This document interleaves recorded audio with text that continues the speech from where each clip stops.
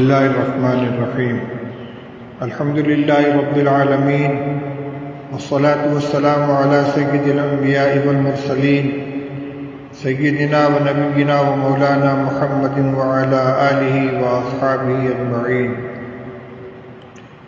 اما بعد اعوذ باللہ من الشیطان الرجیم بسم اللہ الرحمن الرحیم کل نفس ذائقۃ الموت صدق اللہ العلی العظیم۔ بزرگان محترم، عزیزوں اور بھائیوں، آج صبح سحری کے بعد جو سب سے المناک پہلی خبر ملی وہ دارالعلوم دیوبند کے قدیم ترین استاد گرامی قدر حضرت مولانا مفتی سعید احمد صاحب پالنپوری رحمۃ اللہ علیہ کے حادث وفات کی اطلاع تھی۔ واقعہ یوں ہوا کہ امسال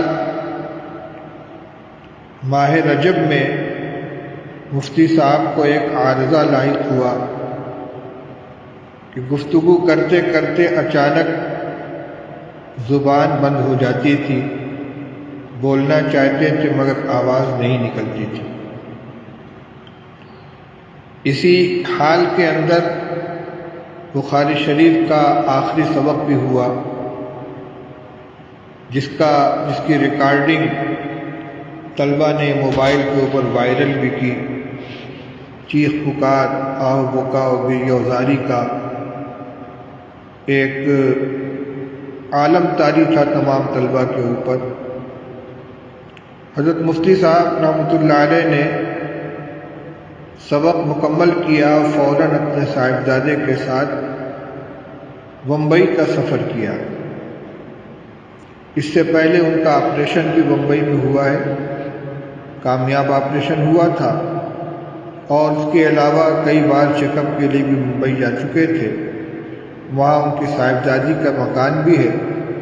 مفتی صاحب بمبئی تشریف لے گئے اور ان کے جانے کے چند ہی دنوں کے بعد ملک میں لاک ڈاؤن نافذ ہو گیا اور ان کی واپسی دیوبند نہیں ہو سکی۔ اس درمیان ان کے بیان کا بھی سلسلہ جاری رہا، مجلسیں بھی قائم ہوتی رہی۔ کوئی بیماری کی خاص علامت نہیں تھی۔ جس بیماری میں وہ پہلے مبتلا تھی، یعنی زبان بندی کی شکایت، اس کا سمٹم پکڑ لیا گیا، اس کا علاج بھی ہوا اور الحمدللہ اس سے افاقہ ہو گیا تھا۔ ادھر چند روز پہلے طبیعت خراب ہوئی، ان کو اسپتال میں داخل کیا گیا اور ایک ہی دو دن کے اندر حالت سیریس ہو گئی۔ کل یہ خبر لگی کہ ان کے پھیپھڑے میں پانی آ گیا ہے۔ رات ان کے صاحبزادے سے بات ہوئی، انہوں نے بتلایا کہ آکسیجن کے اوپر رکھ دیا گیا ہے۔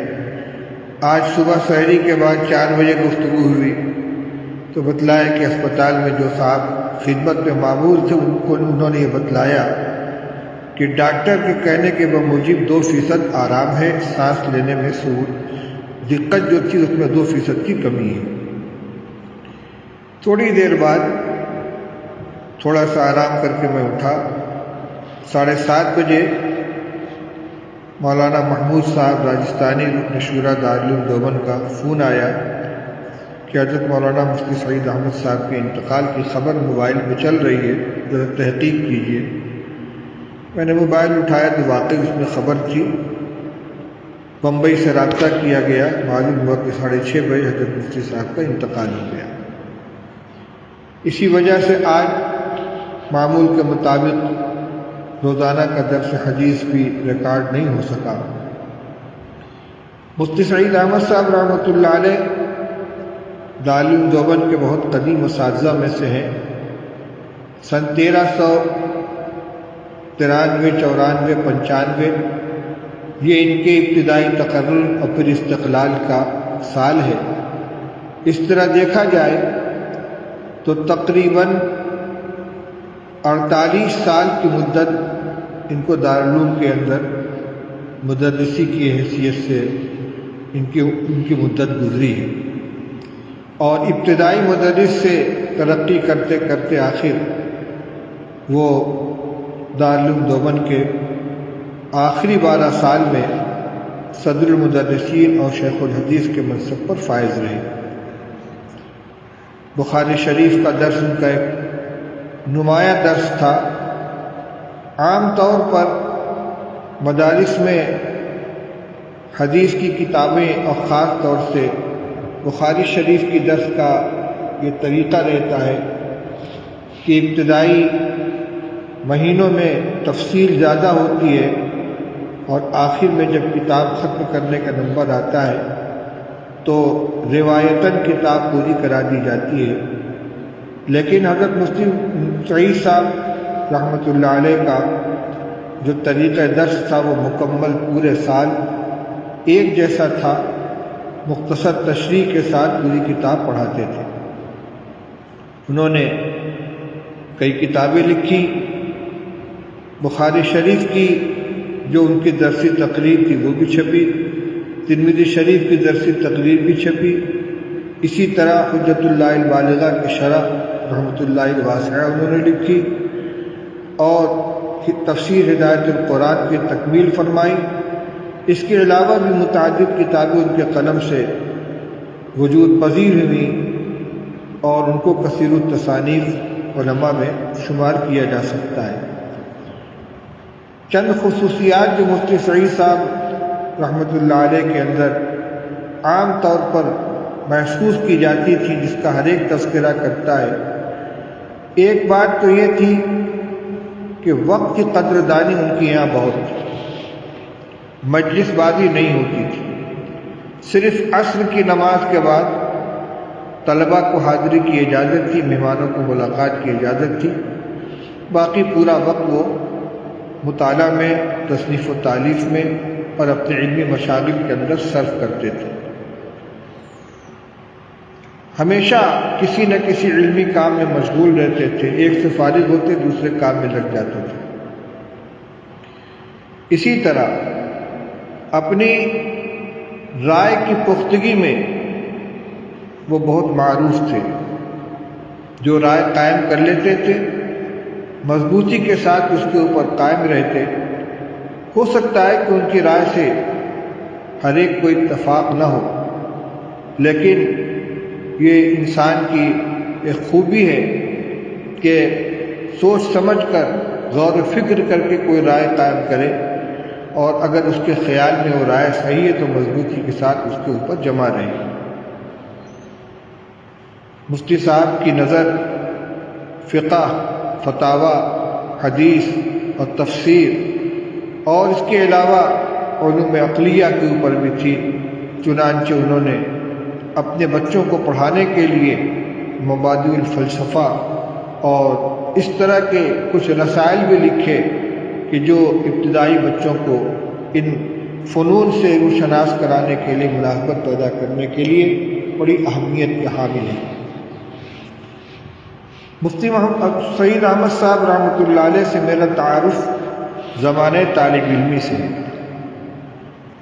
میں جب دارالعلوم دیوبند میں سن 1962 میں داخلے کے لیے حاضر ہوا، یعنی شوال سن 1382 ہجری میں، تو وہ مفتی سعید صاحب رحمۃ اللہ علیہ کی فراغت کا سال تھا، اور اس سے اگلے سال جبکہ میرا قیام کمرہ نمبر 4 دفتر میں، جو موجودہ کمرہ نمبر 24 مسجد کہلاتا ہے اوپر کی منزل میں، اس کمرے میں میرا قیام تھا اور مولانا عبدالمتین صاحب بنارسی مرحوم کا، تو نیچے جو آج کل شعبہ صفائی کا دفتر ہے، اس کمرے میں مفتی سعید احمد صاحب قیام پذیر تھے۔ یہ ان کا دارالفتہ کا سال تھا، جو غالباً سن 1383-84 ہجری کا سال ہے۔ بڑی یکسوئی کے ساتھ وہ اپنے مطالعے میں اور اپنے کام میں مشغول رہتے تھے، اور رات کو عشاء کی کافی بار تقریباً 12-1 بجے جہاں تک مجھے یاد پڑتا ہے وہ اس کمرے کے باہر جو زینہ کا چبوترا ہے اس کے اوپر بیٹھ جاتے اور قرآن پاک یاد کرنا شروع کرتے۔ جہاں تک مجھے خیال ہے کہ اسی طرح رات میں انہوں نے پورا قرآن پاک یاد کیا، اور اس وقت ان کے ایک چھوٹے بھائی بھی ان کے ساتھ تھے جو غالباً مفتی امین صاحب دامت برکاتہم تھے، جو اس وقت دارالعلوم دیوبند کے اردیا کے مدرس ہیں، اور بڑی یکسوئی کے ساتھ وہ اپنے کام میں لگے رہتے تھے۔ کسی دوسرے مشغلے سے کوئی تعلق نہیں تھا، مطالعہ، مذاکرہ، درسگاہ کی حاضری، اور اس حیثیت سے وہ اساتذہ کے درمیان بھی مقبول تھے۔ مجھے یاد ہے کہ بقرعید کے موقع پر ایک دن احاطہ ملسری میں ان سے ملاقات ہوئی، اور وہ دار جدید کی طرف جا رہے تھے۔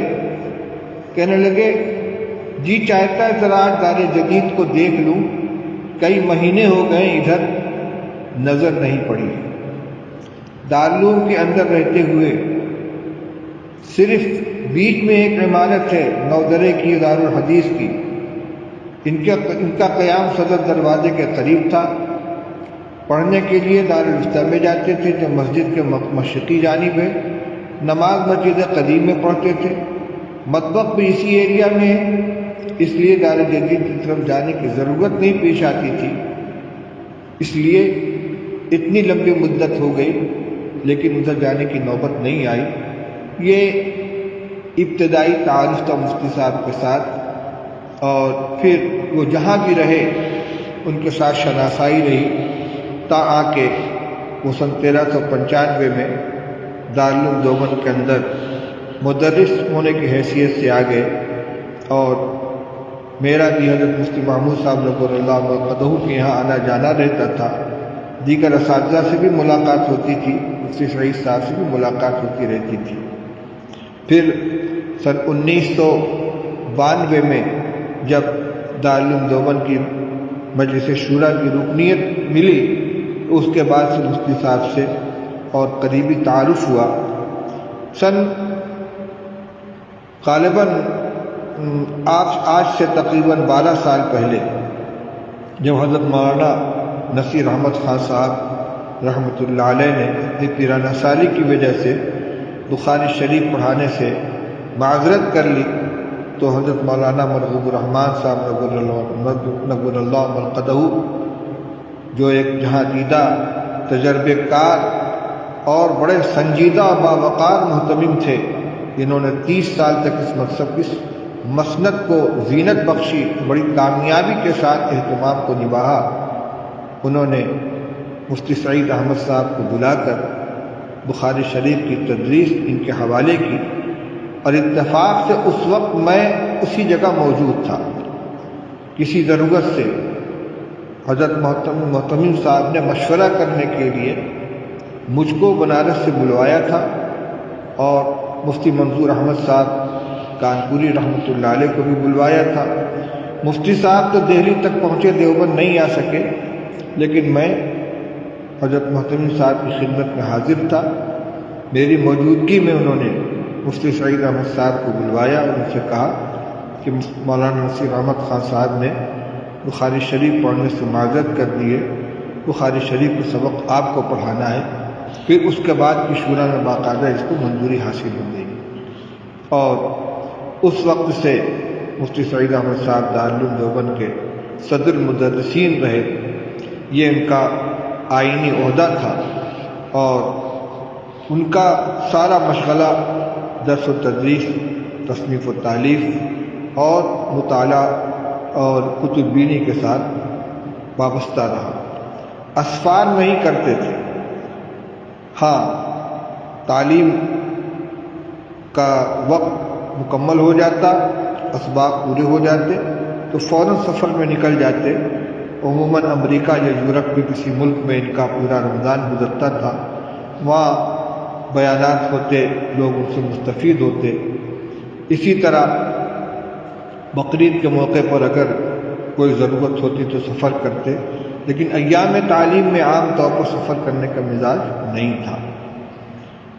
اور اب جب کہ ان کا انتقال ہو چکا ہے، بہت خلا محسوس ہو رہا ہے۔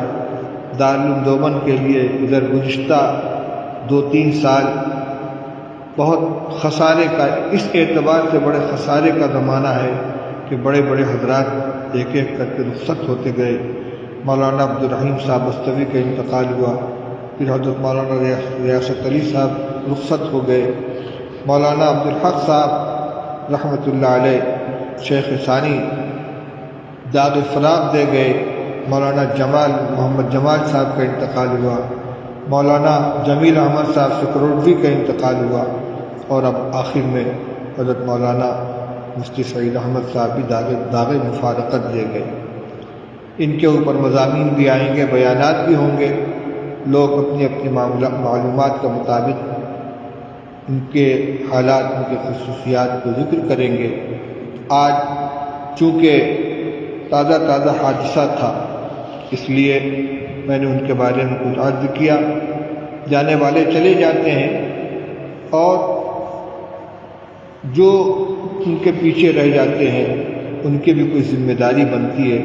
اس سلسلے میں ایک اہم بات یہ عرض کرنی ہے کہ ہمارے اندر و خاص طور سے طبقہ علماء میں منافست کا ایک ماحول رہتا ہے۔ کبھی کبھی اس منافست میں کچھ نامناسب باتیں بھی زبان سے نکل جاتی ہیں، جن کو جائز اور درست نہیں کہا جا سکتا۔ جانے والا تو چلا گیا، ہم اللہ سے دعا کریں کہ اگر ہماری زبان سے ان کی شان میں کوئی غلط بات نکلی ہو، اللہ تعالیٰ اس کو معاف فرما دے اور اس کو ان کے حق میں قربت کا اور اپنی رضا و خوشنودی کا ذریعہ بنائیں، اور پھر ہم سے جتنا ہو سکے ان کے لیے دعائے مغفرت کریں، اِیصال ثواب کریں۔ یہ بھی دعا کریں کہ اللہ تعالیٰ بزرگوں کی امانت دارالعلوم دیوبند کی حفاظت فرمائے، اور اس کو دارالعلوم کو حضرت مفتی صاحب کا نعم البدل عطا فرمائے، تاکہ تعلیم و تربیت کا یہ کارواں اسی طرح چلتا رہے۔ اور ہم جو لوگ ان کے پیچھے رہ گئے ہیں، ہمارا بھی اب وقت قریب ہے۔ عمر کے اعتبار سے چند سال کا فاصلہ تھا، 70 سال کی عمر سے زیادہ عمر متجاوز ہو چکی ہے۔ اللہ تعالی ہمارا بھی خاتمہ بالخیر فرمائے، اور جب تک دارالعلوم کی خدمت مقدر میں لکھی ہے، اخلاص کے ساتھ صحیح طریقے پر کام کرنے کی توفیق عطا فرمائے۔ وآخر دعوانا الحمد للہ۔